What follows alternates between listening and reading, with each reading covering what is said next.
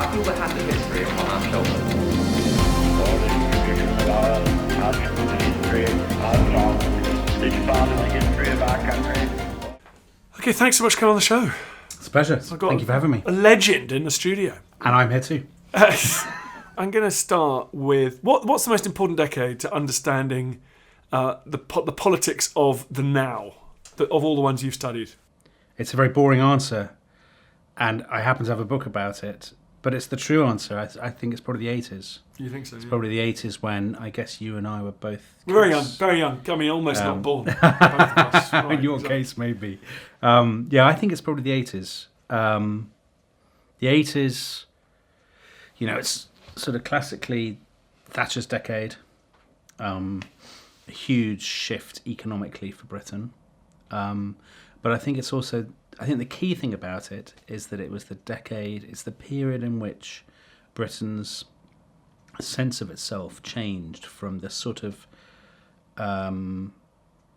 Britain rediscovered a kind of populist patriotism. And, I mean, this is a drum that's been beaten a lot in the last 2 or 3 years, but obviously an identity that was not European. I think it rediscovered that in the 80s. And coming so soon after having joined the European community in 1973. I think that was a big moment. I think Britain also rediscovered a kind of...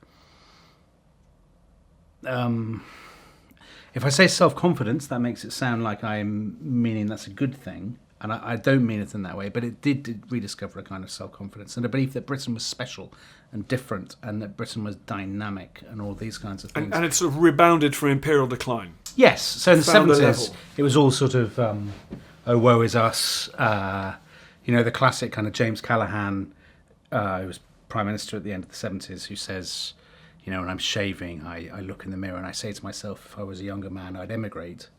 To have your Prime Minister voicing those kind of sentiments is sub-ideal, I think, for any country. But nobody would have said that at the end of the 80s. I think even if people hated Thatcher and all she stood for and what she'd done to Britain, Britain was still a more dynamic, forward-thinking country. And I think once that happened, then Britain's sense of itself and its place in the world was bound to change. And European membership had always been presented to the British people and seen by them as a bit of a failure strategy. We've lost our empire, we have to find this new role and we don't like it, but we have to jump into bed with the Europeans. And I think once, particularly after the Falklands, once people started waving the flag again, then you'd get people saying, well, actually, maybe we don't need Europe.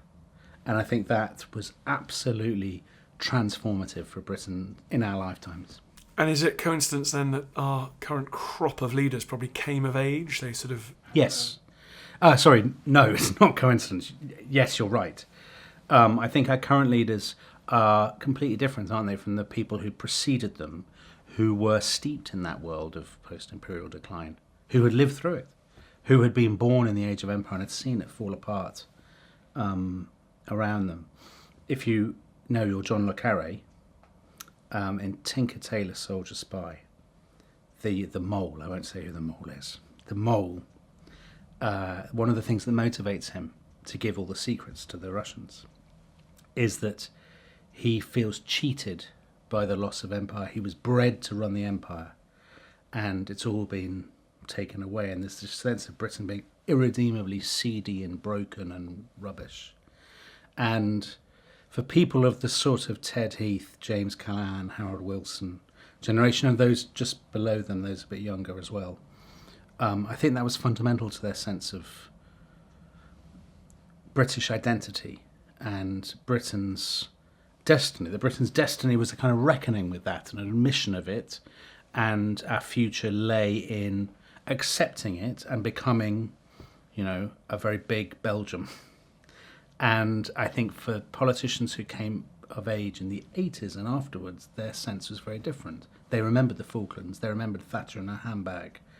You know, Blair always talked about Britain being a leader and, you know, standing shoulder to shoulder with the Americans, flying over to Bush's State of the Union address and accepting the congratulations of Congress and all of that kind of thing. And this sort of Churchillian rhetoric that Blair and Thatcher were both very comfortable with. So I think without all that, we wouldn't be where we are now.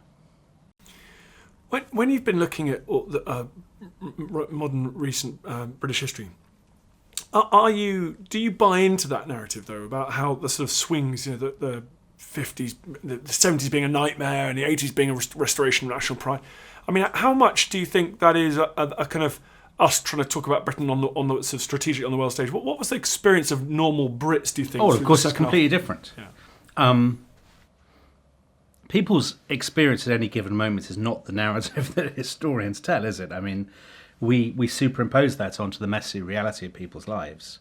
So, I've written books about the 70s and 80s and whatnot, and whenever I talk about them, people often say, well, I know what you're saying, but my life, and then they'll rattle off all the facts of their life, which was completely different.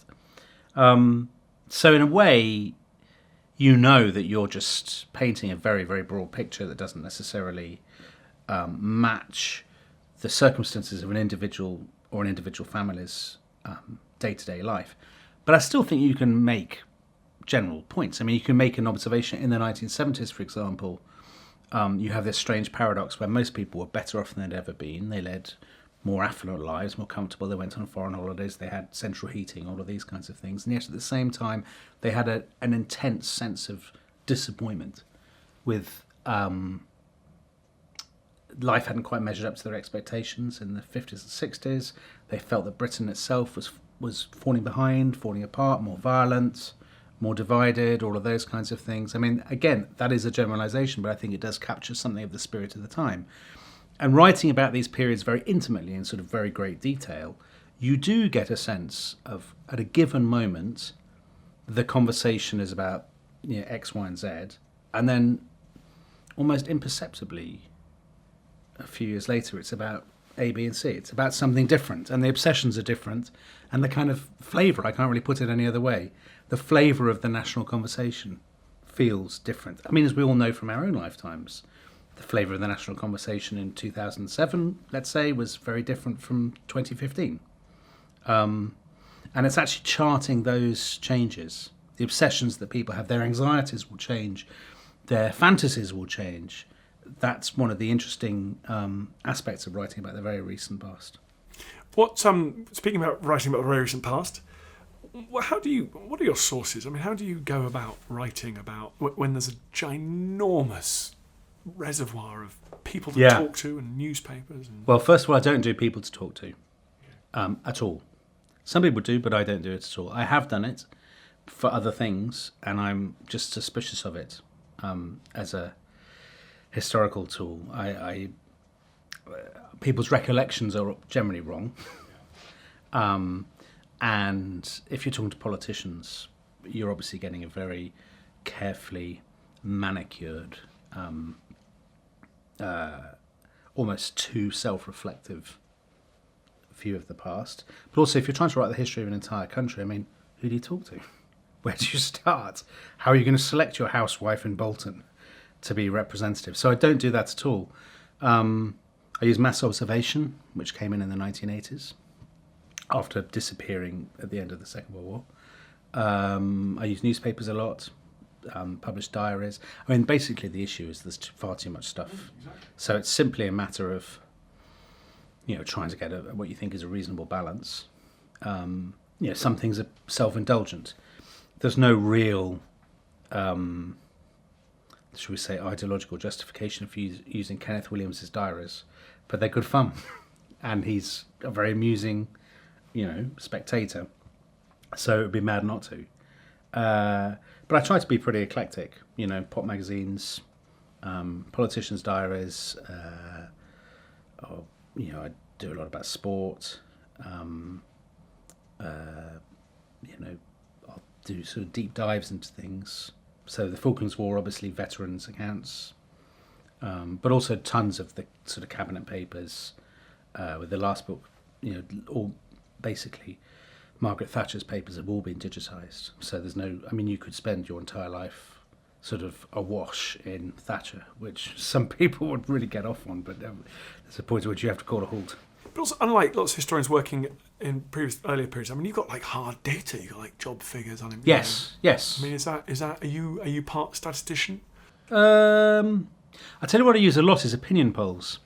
The two things that people generally get sort of cross about, they don't like me using, are newspapers and opinion polls. Generally because both of those things will present a picture that sometimes people don't want to hear. So people may have particularly an image of Britain as more progressive than it was.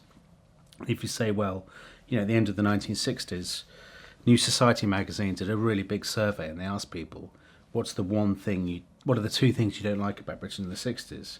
And young and old, rich and poor, they all gave the same answer. There's too many immigrants and we don't like the abolition of the death penalty. And, sometimes I would mention this in talks and stuff and people would say, oh, that can't be right. We weren't like that. Nobody I knew was like that.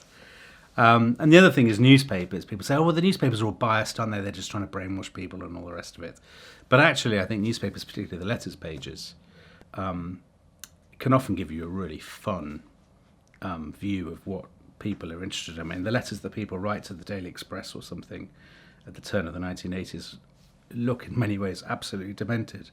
But they're just a really fun and I think not entirely unrepresentative source. I do use a lot of, the opinion polls, particularly where it comes to stats, because you asked about stats. I mean, there's no cut-off. You could spend your life awash in facts and figures, inflation, unemployment, interest rates, all of these kinds of things. And they do make what the interest rate is, as anyone who owns a house or has a loan will know, makes a huge difference to your well-being, to your sense of how the country's faring and how you're faring in it. Is it too soon to write history of the 80s and the 90s? I think about 30 years is about right. A.J.P. Taylor wrote about the interwar years in, I think, 1965. So similar sort of interval. I think there's just a sense after about 30 years of the dust settling a bit. So writing about Thatcherism now, in the 80s now, doesn't feel... It's still more politicised than I thought it would be, but it doesn't feel quite as intense as it would have done 10 or 20 years ago. A lot of people are dead. Makes it easier to write about them when they're dead, because you don't feel bad about saying what you think. And there's just a sort of sense of some of those stories that have clearly ended. I think when people have died, we know what happened to them. You know where it got to. You know what happened to Thatcher and the Conservative Party and the Labour Party. So you can tell the story of the 80s with a sense of where it's going, in a way that you couldn't have done in 1995, let's say. It's weird though, isn't it? I mean, if the 2016 referendum had gone 2 points differently, so Remain had won, I know. You'd be writing different history. I would be writing different history. You're absolutely right. So I wrote the very first book in this series that I wrote. The European issue came up because it was the late 50s, early 60s when Macmillan made the first bid to enter. And I often think, I've often thought about it since the 2016 referendum, that book and the next book, which was about Wilson's attempt to join, again vetoed by de Gaulle, and the third book, which had us actually joining, that all three of those I wrote with the assumption that we would be in forever. That the questions that I was asking were, why didn't we join earlier? What went wrong with the early applications? And then I would write about the celebrations. I can see it now. I've got the passage talking about the celebrations when we went in 1973. It didn't occur to me to write about the people who were really down in the dumps, who were cross about it. And it didn't occur to me that the question that I should be asking was, why were more people not enthused? Why were so many people so sceptical? Which is obviously the question that you'd ask now. But you're absolutely right. You'd only ask that question now because of that 2-point difference. So it's a very good example about how... just a great example of how the vagaries of, psephology in the present can change the questions that you're asking about the past. So you admit, that's good that you're writing. This is contemporary history. It's for you. It's affected by your experience moving through the present. But isn't that true of all history? Yeah, exactly. Yeah. I think that's absolutely true of all history. I don't think that it's more obvious for me. Yeah. it happens in a more subtle way with anybody who writes about it. And I see this all the time as a reviewer. So, I review history books for the Sunday Times, and it's a great treat because I get to read lots of stuff outside my period. And I spend a lot of time talking to the literary editor about the obsessions that people have. So basically every book we get about the Victorians now is about, it's either about empire and imperial crimes, or it's about people cross-dressing, or it's about sort of uproarious attempts to subvert the Victorian stereotype. People don't write books about Victorian politics or sort of straight Victorian history. And that is, of course, that's contemporary writing. It's writing about the 21st century disguised as historiography, which, in a sense, all history is. Totally. You mentioned Thatcher. She looms so large over modern British politics. Yeah. How easy was it to try and do a sort of dispassionate judgment on Thatcher? I mean, but the myths of both the right and the left are so powerful. They are, aren't they? I mean, I always would say to people, Thatcher's the last great man in history. She's the last great... that's the last bit of great man history you're allowed, particularly if you're very political. And oddly, particularly if you're left-wing and you hate Thatcher, because if you're left-wing and you really hate her, people tend to believe that she is personally responsible for... deindustrialisation. Precisely. For these forces, which palpably she's not really personally responsible for at all, because they happened everywhere. And because they were happening already. So in some... When I first started writing this, and it was an idea that I actually got from doing the TV series about the 80s, we had the idea of how could you do it with no Thatcher? Could you just take her out completely, not even mention her? What would it look like? And I thought, obviously I didn't do that for the book because she's such a great character. She's a great character. She's kind of Dickensian character, but... it's a really interesting thought experiment. Write their story of Britain in the 1980s without mentioning her name or anything she did. How would your work on that change? And actually, once I started thinking like that, then it became almost easier to put her back in as a historical actor, but one who's imprisoned by circumstance, who's who's not the architect of the story, but is trapped within it, who's a professional woman who has to make decisions about what's she going to wear, how's she going to look, just like any other woman in the sort of new workplace of the 1980s. And as somebody who's wrestling with she's been dealt a set of cards and she has to play them. I remember Margaret Thatcher when I was a child, but Jesus, I was very 6, young. 7, 8. Hardly born. It would be freakish. I know there are a lot of such people, but I wasn't one of these people who spent all my time thinking about Margaret Thatcher when I was young. I was thinking about Star Wars or something, but not Margaret Thatcher. So I didn't feel that I came to it with a lot of baggage. And having written about, the Macmillans and the Wilsons and so on, she was just fun to write about. She was so refreshing. She was so direct and acerbic and abrasive and at times sympathetic or intensely annoying. She's a larger than life figure. That's a dreadful cliche, but if she was if historical characters were top trumps cards, she'd be a good card to get. There's a lot of she's a Technicolor character, and I think doing her that way as a character rather than as a caricature was the kind of key to it. Do you think that... So she's a great character, but did she have more agency? Was she sort of more powerful than your Wilsons and your Callahans and these Macmillans and other prime ministers? Did she bend the course of British history more than other prime ministers? Yes, she did. Okay. She did. If you take Wilson, for example, Wilson won 3 out of 4 elections that he fought. He was, prime minister twice. He was a huge figure. The huge figure in the 60s and 70s. But when he left, I've written probably thousands of pages about Harold Wilson. But when he left, what was left? It was as though he'd never been. Now with Thatcher, you really felt the imprint. I think she was just intensely forceful. I think she had a very, very...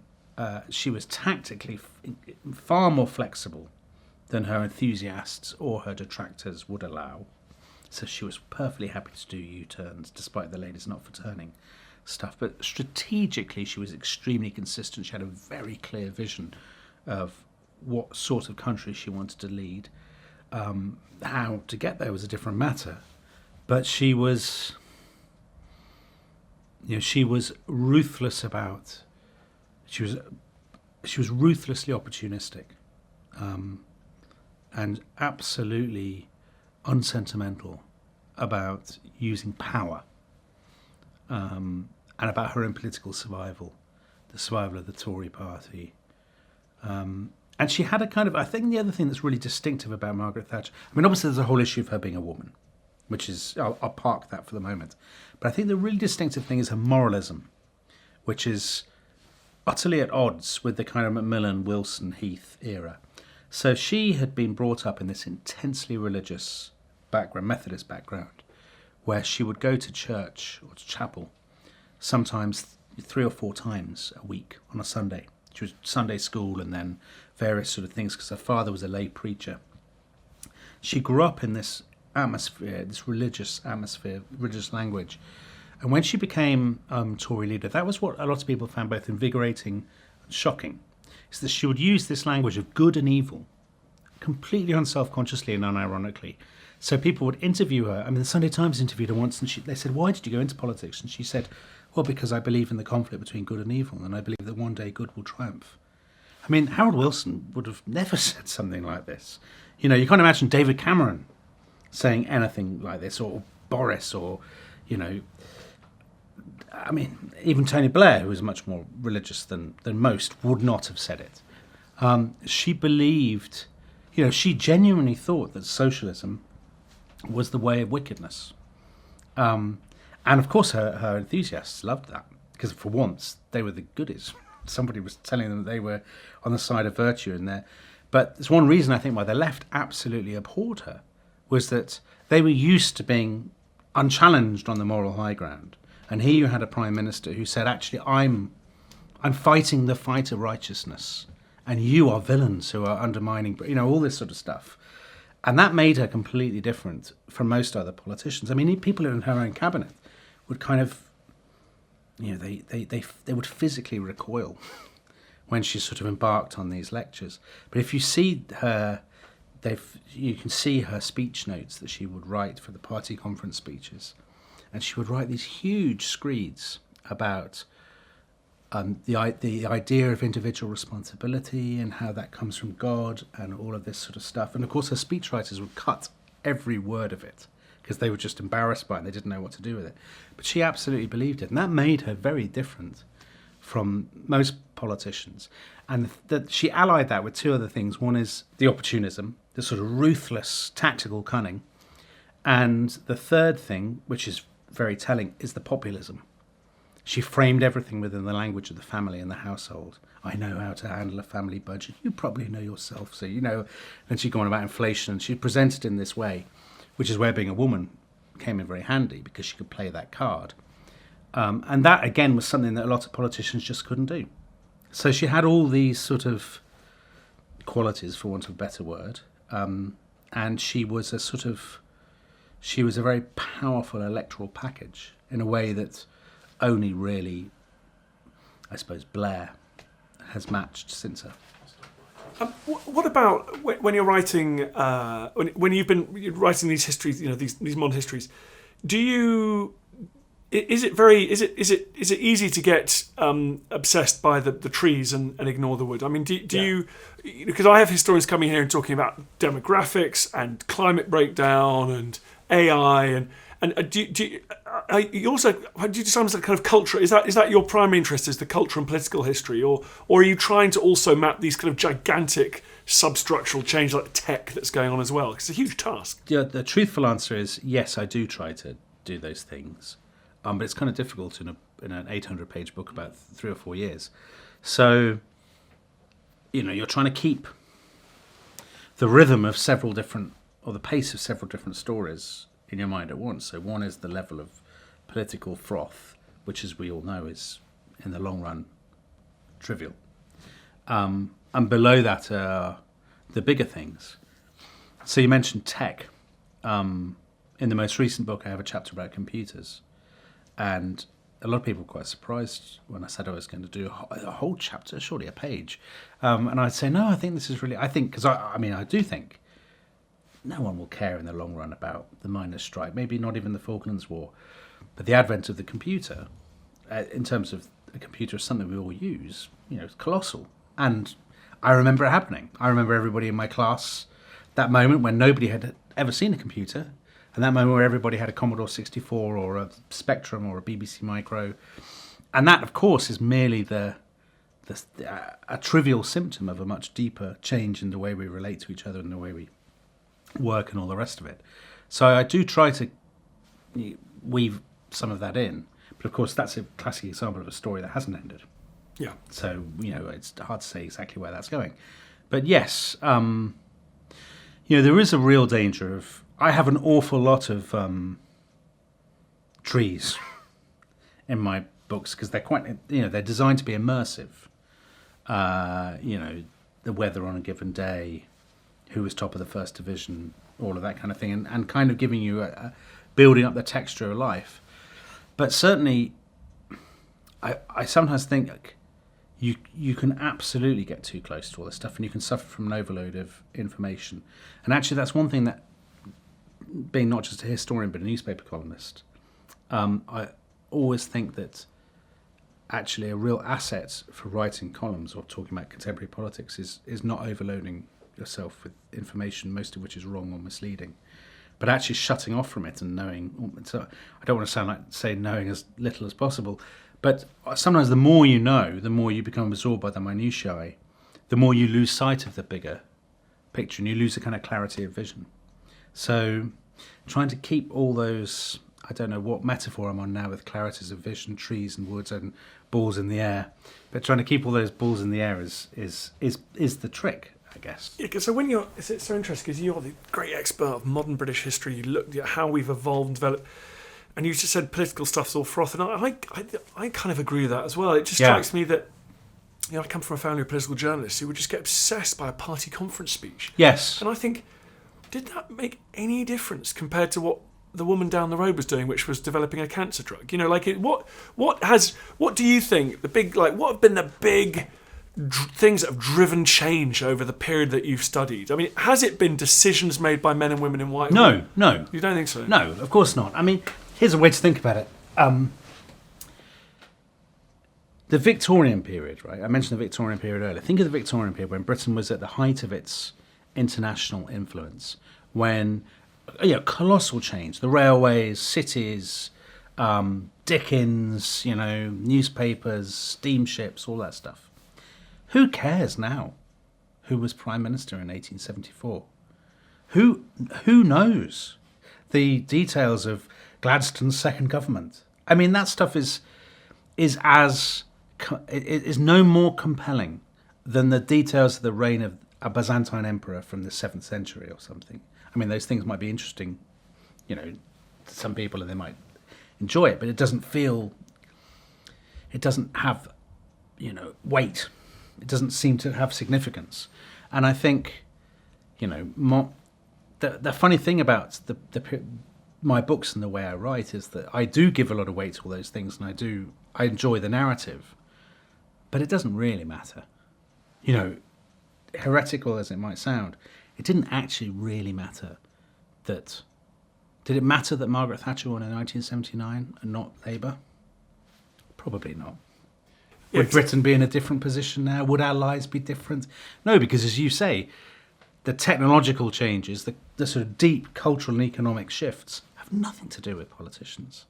And that's often... But we all like to collude in this fantasy. Totally. We want someone to be in charge. We want someone to be in charge, but also I think there's a fine line between an ideology, a historical explanation, and a conspiracy theory. And we all like to believe that somebody is to blame, that somebody, the evil Tories plotted all this and they destroyed our industry. Well, I think we want to believe that Rupert Murdoch can click his hands and make, because otherwise it's all a bit scary. It is. If precisely, no one's in charge, then it's oh my god. If JFK really was just shot by Lee Harvey Oswald, how worrying is that the world can spin because of the actions of one madman? George W. Bush, it was just a bit of a bumbling fool. There was no overarching kind of conspiracy. Yes, there was no plan. Just a bit of an idiot. Yeah. And he didn't know what was going on. Yeah. I mean, you sort of see this now with Cummings and Brexit. Oh yeah, people want Cummings to be the evil genius, to be the mastermind, even if they hate him. They want. Yes, they think it's nice that somebody's. Yeah. I remember that Peter Mandelson. Do you remember? Yeah. Oh, he's the dark art. He's gonna. If the he Prince wants of Darkness. Yeah, it's like no, he's not. He's just a dude. He's just wandering around like everyone else. I mean, I don't see that any of these people have agency really. Well, the more you know about politics and politicians and political history, as you do about of medieval kings or anybody else, is that they're fumbling, arguing, squabbling, trying to make sense of the world, and the most successful ones are the best opportunists. But that's all it is. But that's not what we want to. I mean, you could write history books with no people in them, and people do. Sort of guns, germs, and steel, and all the rest of it. It's a successful genre. I mean, it's not what I am particularly interested in, and actually, the sort of human comedy, as it were. I mean, that's what often strikes me about my books are a succession of people getting things wrong, making tits of themselves in various ways, political careers crashing and burning after having appeared to soar into the heavens.